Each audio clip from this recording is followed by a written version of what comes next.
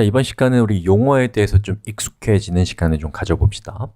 자, 우리가 백업을 하기 위해서는 컴퓨터가 최소 몇 대? 한 대, 두 대는 필요하겠죠. 자, 그리고 왼쪽에 있는 컴퓨터가 여러분이 실제로 작업을 해서 버전을 생성하는 컴퓨터라고 생각해 보세요.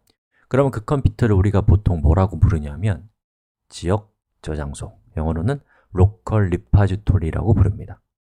자, 그러면 이 로컬 리파지토리에서 작업을 끝내서 버전까지 다 있을 거 아니에요? 그것을 우리가 업로드해서 지역 저장소와 똑같은 상태를 유지하는 컴퓨터에 설치되어 있는 저장소를 리모트 리파지토리, 한국어로는 지역 저장소라고 불러요.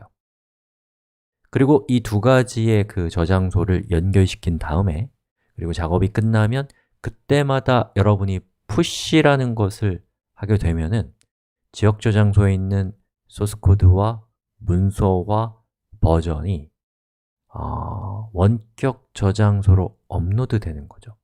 그럼 작업이 끝날 때마다 push를 통해서 어떻게 돼요? 이 두 가지의 저장소가 같은 상태를 유지할 수 있다는 겁니다. 바로 이것을 통해서 백업을 달성할 수 있는 것이죠. 자, 근데 이 백업이라고 하는 것은 당연히 복원도 할 수 있어야 되죠. 그리고 복원을 할 수 있게 되면 여러분이 굉장히 편리한 효과를 또 얻을 수가 있어요. 자, 예를 들어 볼까요? 자, 여러분의 저 왼쪽 상단에 있는 이 컴퓨터가 집에 있는 컴퓨터다 라고 생각해 보세요. 그리고 또 회사에도 또 컴퓨터가 있겠죠.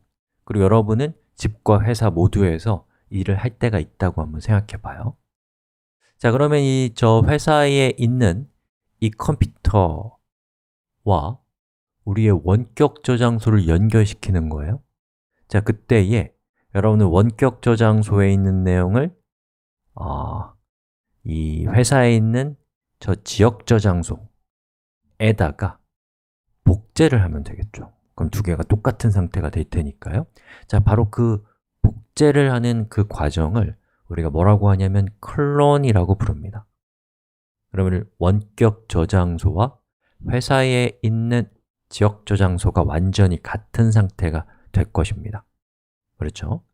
자, 그럼 이제 회사에서 작업을 하겠죠? 그리고 버전을 만들고 작업이 끝났으면 어떻게 하겠어요?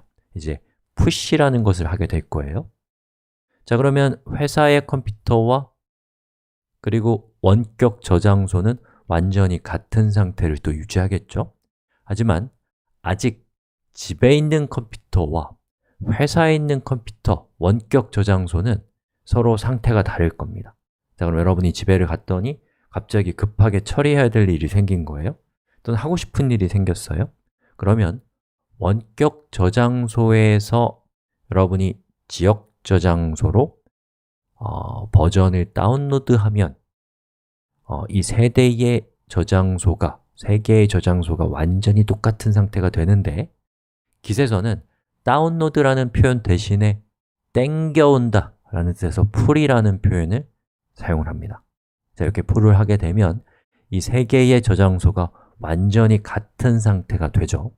그럼 이제 집에서 작업을 끝내고 그럼 이제 뭐 하겠어요? 다시 원격 저장소로 push를 하게 되는 거죠. 그리고 또 회사로 이동해서 작업할 때는 다시 이제 pull을 해서 같은 상태를 만들고 작업하고 그리고 다시 원격 저장소로 push하고 pull하고 push하고 pull하고 push하고를 반복하면서 우리는 어디에 있건 간에 아주 세련되게 그리고 더 안전하게 작업을 할 수 있다라는 것이 바로 이 깃을 통해서 우리가 백업을 했을 때 얻을 수 있는 효과인 거죠. 즉, 재난 상황에서 우리를 구원해 줄 뿐만 아니라 평시에서도 아주 편리하게 작업 이동성을 극대화할 수 있다라는 것이 이 깃의 백업이 갖고 있는 아주 편리한 측면이라고 할 수 있겠습니다. 자, 그렇다면 우리가 이 백업을 하기 위해서 그 중심에 있는 것이 뭘까요? 바로 원격 저장소인 것이죠. 그리고 우리가 이것을 하기 위해서는 원격 저장소를 마련해야 돼요.